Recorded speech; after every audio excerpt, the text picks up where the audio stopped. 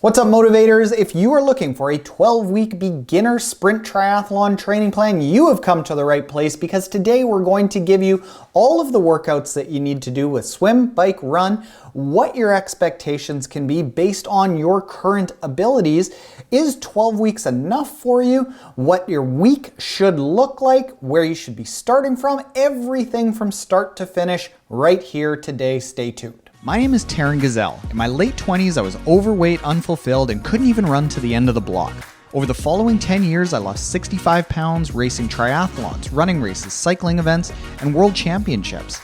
But eventually, the suffer culture of endurance sports training caught up to me, causing health issues and injuries. Now, my company Motive and I are on a mission to help people live more fulfilling lives by reaching endurance sports goals using healthy methods. We can all kill it on race day without killing our bodies. Let's do it. Motivators, let's dive into it. If you are looking for a 12-week beginner sprint triathlon training plan, one of the first things that you're probably going to be wondering is 12 weeks enough, or can I do this? A lot of the answers are really, well, it depends. But let's start narrowing down the answers for you and giving you some tools for how to actually prepare for this race. The first thing that I want to give you is a calculator that we've got on our website that I will link in the description below.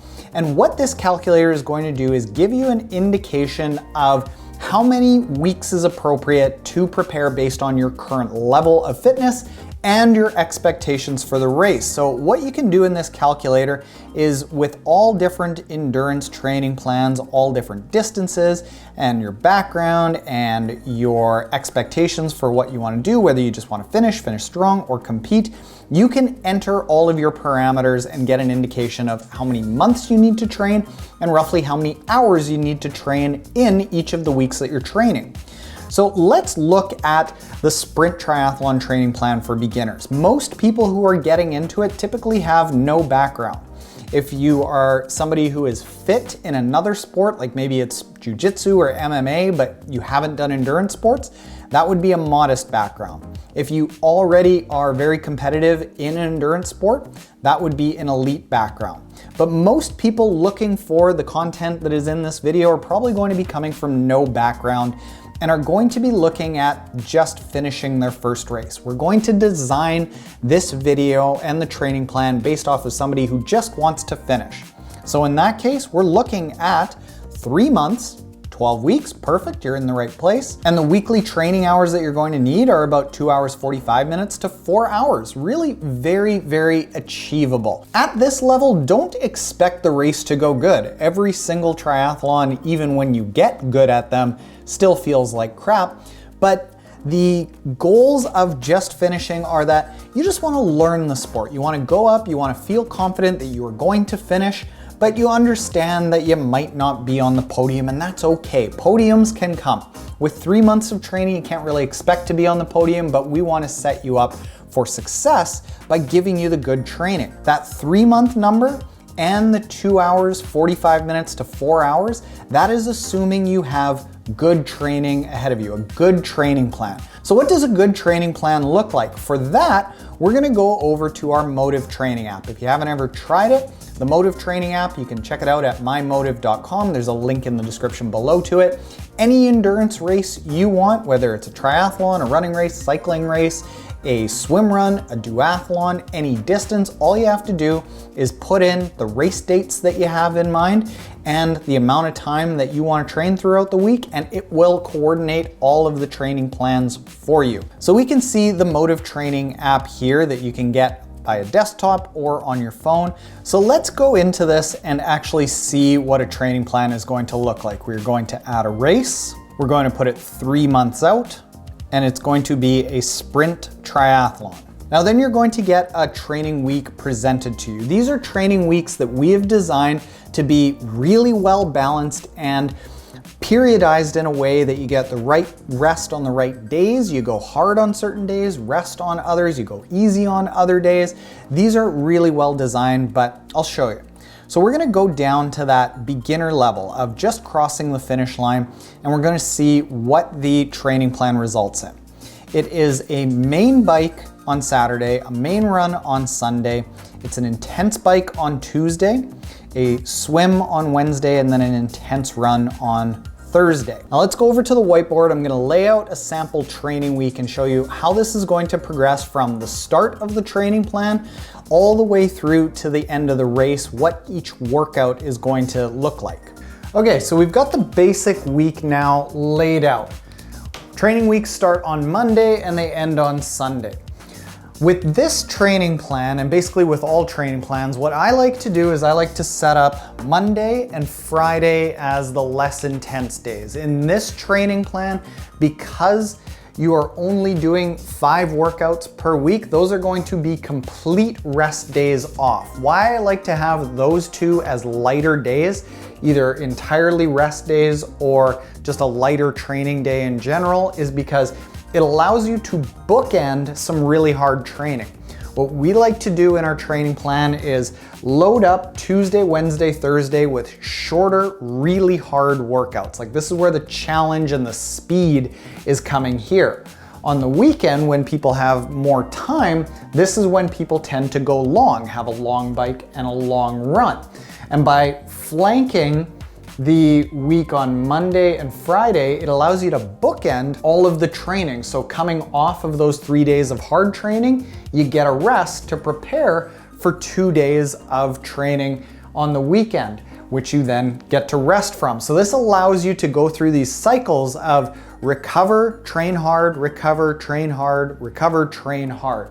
That's going to allow you to do that. Let's start filling this in here, and we're gonna start with the swim, because the swim is the first thing that a lot of new triathletes think about. This swim on Wednesday, I'm going to give some very, very basic guidelines. This should be somewhere between about 20 to 40 minutes. All throughout the rest of the training plan, stick with around 20 to 40 minutes, because for most people, that's roughly how long the 750 meter swim in a sprint triathlon is going to take. I want you to be comfortable swimming that length of time. For the person that is downloading a training plan like this and just looking for a beginner training plan to get them to their first race, the biggest thing that you've got to focus on with the swim isn't doing 50s, 100s, 200s at this point. You've got to just develop comfort in the water. I'm going to save the entire process of how to get comfortable in the water for other videos, which we have many of. And the big thing that I can tell you in this is actually go check out our Triathlon Swimming Foundations book. It has the complete sequence of drills that I would recommend for you to put into these workouts. And you can read the reviews on Goodreads, on Amazon. Like, these drills work and have worked for, I believe it's up to 20,000 people that have bought this book. Fill in these workouts with those drills. Something that I will add is sporadically throughout the swim, I want you to have maybe 1, 2, 3, 4, if you can fit it in the time, open water swims. This is going to be really crucial, because you might be able to get comfortable in a pool where you're staring at the black line, but being comfortable in open water is a completely different thing.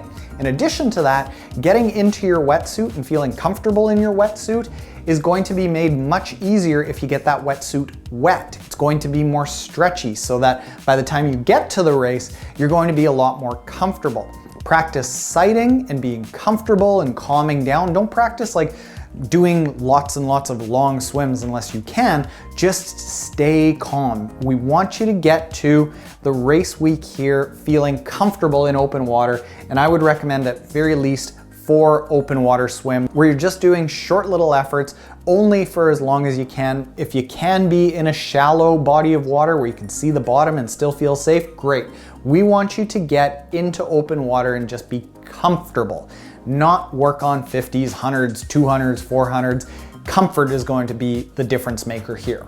Next, let's talk about the hard bike and the hard run together, because these are going to be the big things that are very similar. The hard bike and the long bike aren't nearly as similar as the hard bike and the hard run. So for these, I would recommend, again, about 20 to 40 minutes. And what I want you to do in these hard bikes and hard runs isn't go 20 to 40 minutes hard the entire time. That isn't nearly as effective as doing something like 30-second all the way up to about 6-minute intervals. The 30-second intervals are going to be really, really hard and be on like a 4-to-1 rest to work ratio. So like 30 seconds going really hard, 2 minutes rest, or 1 minute going really hard, 4 minutes rest. The 6-minute intervals are going to be kind of the opposite. They're gonna be like 6-to-1 work to rest. So like 6-minute really hard, 1 minute rest. Of course, the hard is going to be not quite as hard because you're holding it for longer and you get shorter rest. But the idea is that as you progress up from 30 seconds to the 6 minutes, you are decreasing the rest and you're decreasing the effort level. And with these, I want you to start with around the 30-second intervals, progress your way throughout the weeks up to where you're doing those 6-minute continuous efforts. So that's how I want you to treat the hard bike and the hard run. Just put some pops of speed. Now let's get on to the long bike and the long run. What we want to do with the long bike and the long run is actually start down at the bottom and work our way back up. What I want you to build up to with the long bike is what I call an over distance bike. And I'm looking for you to be able to build up to roughly about 40 kilometers on the bike, twice the distance of the actual bike in the sprint race. It's about 25 miles. On the run, I want you to build up to somewhere in the neighborhood of about 8 to 10 kilometers. This is around 5 to 6 miles. The idea behind this is that we want to train you so that the duration of the race is a non-factor, that you're not intimidated by it whatsoever because you've gone and done twice the distance of the race. The key to being able to get up to these levels is working your way backwards. It's kind of the opposite of what we did on the hard bike and the hard run. And what we do is we go in 10% increments every single week. So I want you to have built up to a 40K bike from wherever you're at right now. So it might be 37 the week before. So wherever you're at right now, start with going what is comfortably long and then increase every single week up until the point that you're at 40K. If you can already do 40K, great. Maybe go 50K, maybe go 60K, just keep going long. The idea is that we want you to make the distance of the race a complete non-factor. We want you to be able to ride or run that long without issue. The key to being able to do this and building up safely is that we want this low intensity. What we are going to use as a barometer for low intensity is heart rate. We want you to use your heart rate, and you can go to a calculator that we will have in the description below for what your zone 2 is. We want the top of your zone 2 to be a cap, and do your training for these under that intensity level. These hard rides, don't even worry about the heart rate. It's just gonna be hard, push really hard. We want this to be low intensity, and the reason for that is that these long, low intensity rides are going to build up a lot of mitochondria, which are the energy producers in your muscles. So you're gonna be able to process your calories and actually put out a good amount of energy. It's going to make you more efficient. You're gonna be able to access fat as fuel if you train at that low intensity. This high intensity stuff paired with it actually makes those mitochondria that you're developing over here function better over here. You learn how to use that mitochondria. 3 things that I want to add in here to start polishing this off. The first one being rest weeks. I like to add in a rest week every 3rd week for triathlon training. The other single sport events, more like 3 weeks on, 1 week off, but because triathlon is quite a number of events, I like to have a rest week every 3rd week. So that means that you're going 1-2 weeks working really hard, and then every 3rd week, and then week number 6, and then week number 9, and then in week number 12, you're going to have a rest week taper period, which I'm going to tell you about. But weeks 3, 6, 9 are going to be lighter weeks. What is a lighter week? Well, in the case of the long bike and the long run, whatever you've built up to in the previous week, go down by about 40%. So if you've worked your way up to a 20K bike, that means that you're dropping down to a 12K bike. That's enough of a drop down to get a really nice rest. In these hard bikes and hard runs, means that, well, you're doing the same thing. If you had worked your way up to doing 6 intervals, well, do 3 intervals or 4 intervals. And you can even drop down the intensity of the intervals. Just don't end these hard workouts feeling totally spent. The next thing that we've got to add in here is the taper week. Now this is really, really key. For people who have been training for sprint triathlons for a long time, you're not going to need a really big taper for a sprint triathlon, but for a new triathlete, having a full taper week is going to be great. A taper week is where you drop down typically by about 50% of the training time, but you keep in the intervals. So let's say you have built your way up here to doing something like 3 times 6 minutes. And in the run, you've built up to doing something like 6 times 3 minutes. And you've built up to being able to do these in 40 minutes each. Well, in the taper week, we're gonna drop it down to just 20 minutes each, and we're still gonna keep that intensity, but it's going to be either 1 or 2 times 6 minutes. Over here, again, 20 minutes long, and let's say 3 or 4 times 3 minutes. That intensity is going to keep you nice and sharp. It's going to allow you to still know how to train really quickly. The days before your race, right before the race, I want you to just go for an easy bike, an easy run, and an easy swim. Easy, easy, easy. They can be like 10 minutes each. That's enough just to know that your bike is running well, that your shoes are tightened up. Like, just go out and run really easy. They can be very, very short. 2 days before, what I would do is a bike and a run. And in these, I would include just about 3 minutes in each of them. That is going to be at what you think you are going to do in your race pace. The final thing that I want to add here is a suggestion to add on to your hard run or your long bike. One of the most difficult things that you're going to experience in the race is you are going to find that your legs coming off the bike are going to be jello. They're gonna lock up, they're gonna want to cramp. I want you to do a couple of brick runs wherever you can fit them in, wherever it is convenient for you, of as little as 5, as much as 15 minutes after a bike. So whether it's after the hard bike or the long bike, I'm not so fussed. I would prefer that you do one every single week, but because this is a total beginner plan, we're gonna leave it out as a mandatory thing. Just anytime you can fit it in after a bike, go for a short run of say 5 to 10 minutes, just so your body learns how to reroute that blood flow and you don't have a bad experience. The real pain points that people are going to experience in a sprint race are going to be in the water and coming off the bike.